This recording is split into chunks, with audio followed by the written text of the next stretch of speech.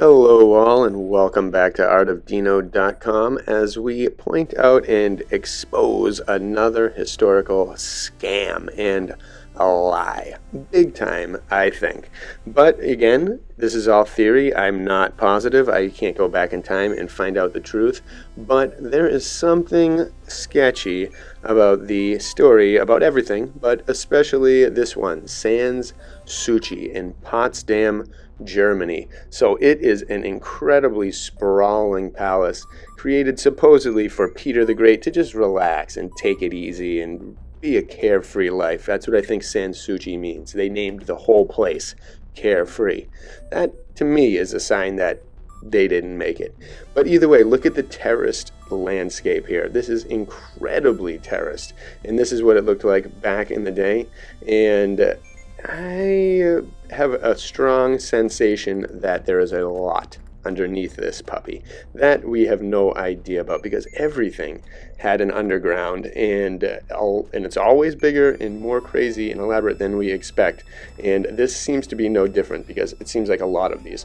So 1745 to 1747 they made this whole thing. George Wenceslas and Con Nobelstop, or whatever his name is, who I also don't believe did this at all. I think again he is a placeholder for the truth. There's some parts of this building that remind me of this building in Ukraine, which again has a very shady origin story. And here's the construction, the House of Chimeras in Kiev, which Zelensky always shows himself in front of, 1902, and they have all the elaborate decorations, but some scaffolding.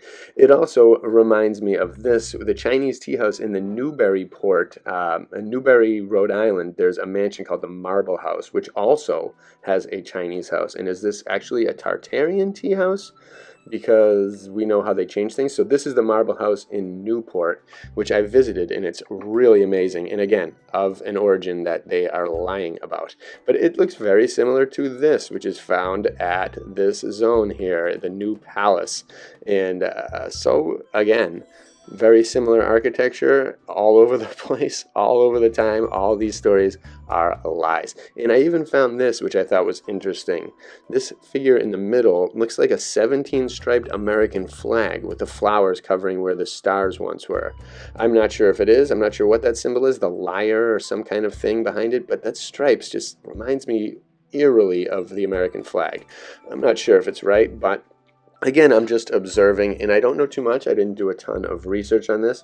I just grabbed that book from the 1960s, which I'll include a link from below, and it had a ton of amazing pictures and a lot of history, and all of it was in German, so I couldn't understand any of it. So I've just got theories to go by, but if you are German, feel free to interpret. Look at this. That I found very interesting, the tops of these things.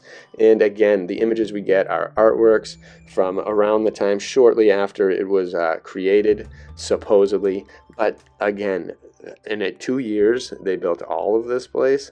I find it very difficult to believe, especially when the style and structure of all these buildings resembles something ancient, far more ancient, that you'd find in all other places. And this I found very interesting. And again, the same kind of thoughts are there, the same kind of mythologies are presented all over the place. And again, why would Peter the Great be so fascinated with Greek and ancient mythology to the point where they create these really elaborate conjunctions and compounds of symbology and meaning that relate throughout the entire palace?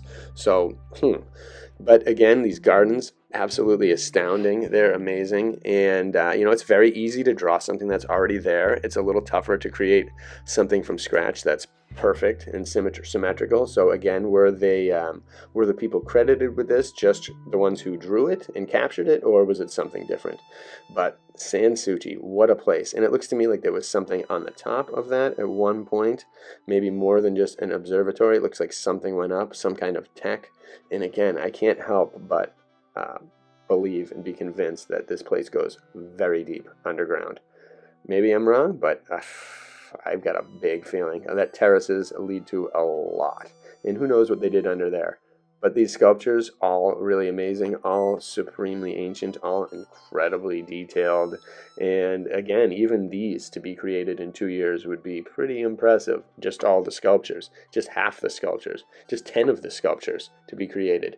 And you'd have to have, again, equally impressive artists doing all of these and rapidly. And that is one of the parts that kind of reminds me of that Ukrainian building, just the way it kind of flows. But there's so much more. There's so many things. And, we know all of this stuff from Greek mythology about who these people are, who their myths are, their imagery, what they're being used, their symbols and stuff. But how do we know that all that's accurate? Like, we don't. And again, and I was thinking too, I was like, being the devil's advocate for my own self and being like, what if they did build these in the 1760s in 2 years, and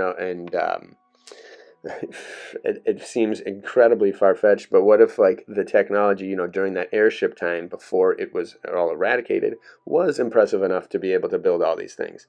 But then I look at the people that they tell us and I look at all the magnitude of it and everything, and I think, no, there's no way. No way it could be done in 2 years. And why they would name it Sanssouci, carefree. Doesn't seem right. It seems more like someone like a conqueror or someone with a lot of power that was like, ooh, I'll take this one.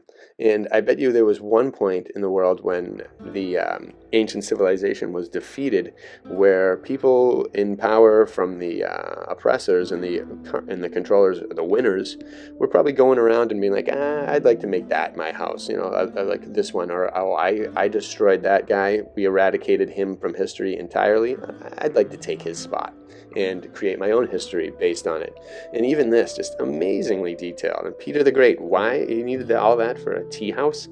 But I just find it interesting too that the Newburyport tea house as well, because how common was it to have a Tartarian chinois tea house on your property? And I would love one. I love tea, but it's very interesting. And is it just the tea house? Was there something else that's associated with it? Who knows? This building, incredibly elaborate. Again, looks to me like it was once covered in something far more elaborate, whether metals, precious metals, or paints at least. But again, you have that tower up there with something powerful on it. All the different sculptures all over the place. Every statue different, every statue unique. There's no way to just mass print these things. They are totally unique and sculpted by beauty. And the faces, again, I can't help but just believe that we've just been deceived on every front. And once you take that into consideration, you have to reassess everything, the symbols, everything. To me, this was created by people who not were just carefree and didn't really care, but about people that had an entire belief system in place and that were probably around during the times that some of these statues and statuesque figures were maybe, or maybe the residue from the era of these statue figures. That one right there is the one that looks like the Ukraine building to me. And that thing up top looks almost like an antenna of some sort. That weird boxy thing. Almost like an obelisk at the top. And I wonder if that, again, had some kind of power, had some resonating power. If even this ancient civilization got to the point where structures and things like that were now ethereal devices. Sculptures could be, if they were glazed in gold or glazed in some metal, they could act as the antenna and ethereal generators that we often see. But look at the inside of that. That anywhere would be way before the 1700s. And it's also interesting when you think about it, like we think of the 1700s as, independence time in America and all this stuff, and pointed hats and wooden huts and all this stuff. But, what have we been lied to about that as well? And that was just a charade. Like the Wild West is a massive charade and just complete lie. So again, you have to just reverse engineer everything and think from scratch in some way, and think from the perspective of people that were our conquerors. That's what you have to do, because that's everything we know is from the conquerors, from the unfortunate winners of this world, because they have made it terrible. And these people in the past just seem to be living in an incredible, immaculate world with beauty, as empowering everything, and just energetic properties and principles that we can't even fathom.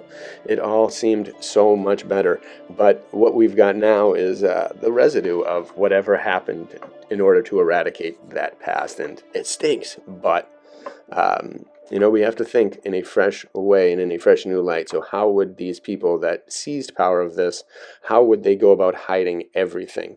They tend to point you in one direction when the opposite is actually true. So there's a lot of different methods.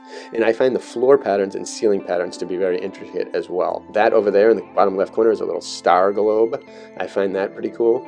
But the bottom, again, looks like the grid, and there's a couple checkerboard patterns, so I wondered if the Masons ended up kind of seizing these things, and that was their symbol. Let's just change the tiling floor in this room. Let's carve Sanssouci into this one. Let's add a couple things from our modern like science nonsense. Like this room does not look to me like those paintings fit. They seem somewhat out of place, and they seem like they're hung, whereas most paintings of this era seem to be placed perfectly in the spots. Almost like most ancient galleries and places like this were designed for the art in mind, specifically, whereas that just looks like it was thrown on the wall and doesn't seem right, doesn't seem accurate. They usually seem to build the art together with the structure, and in those rooms it didn't seem like it. It seemed like just trying to do something, trying to push some agenda or some reality that isn't true. And these pictures were taken, I believe, in the 50s and 60s, so again, hundreds of years have passed, and manipulation is very easy. And to take things out, put things new in, do whatever. Those books, maybe they're old, maybe they're amazing, but they're probably new and trash. But who knows? Again, I have no idea, but look at that. Wow, I know that alone would take years to create. These paintings are very elaborate. I think some of them could have been ancient, and some of them could have been more, because a lot of them are very florally, so that can easily be done in modern times. But this painting, also very interesting. I'm not sure what that's all about, but I'd like to know, because that moon shape is pretty interesting, and it kind of looked like horns as well. These ancient palaces are just so packed with different symbols and things that, you know, we think we know, but we can't. And I have a feeling when these were created in their prime, again, all of it made perfect sense. This room is absolutely sensational. And, you know, again, was this a performance room, or was it a room where something happened, an energetic room where people would gather and do things? Like, the true purpose of all these things still remains unknown. It couldn't just be Peter the Great's vacation home. That's absolutely insane. They had to have taken it from an ancient civilization and shown it as a trophy, wear it as a badge of honor, and also disgust for the people that were better. But who knows? I really, again, I gotta keep repeating that I do not know. If you have any insight down there, please let me know. If anyone can translate any of the book, definitely let us know as well in the comments. Again, if there's any spots or any stories of the underground of this place, this palace, then share those as well, because there has to be an underground. There has to be so much more to all of these that we just don't know. And it starts with exposing the fact that there's no way they were built in the time they were built. There's never any construction photos, never any construction drawings. It's all just like a paragraph, and then that satisfies historians. And they're just like, okay, I believe it, but we don't. So that's why rewriting needs to happen, and we need to be the ones who do it. We, the free thinkers, who are looking at all of this in a new and beautiful light, and we are taking into consideration everything we know about our controllers and their extreme levels of evil, and we're trying to make it and picture what it was like before that, because it was a lot different than it was now. That we know. In order to create places like this, you need the world to be in a particularly extremely beautiful type of situation, and we don't have that right now, unfortunately. Beyond the realms, beyond the poles, I bet it's there, but we've got to restore it here, and it takes just figuring out, it takes a cascade, an avalanche of truth and discoveries, and I hope we get there. So, bless you all. Let me hear your thoughts and theories on this as well, and share if you'd like. Have a great one.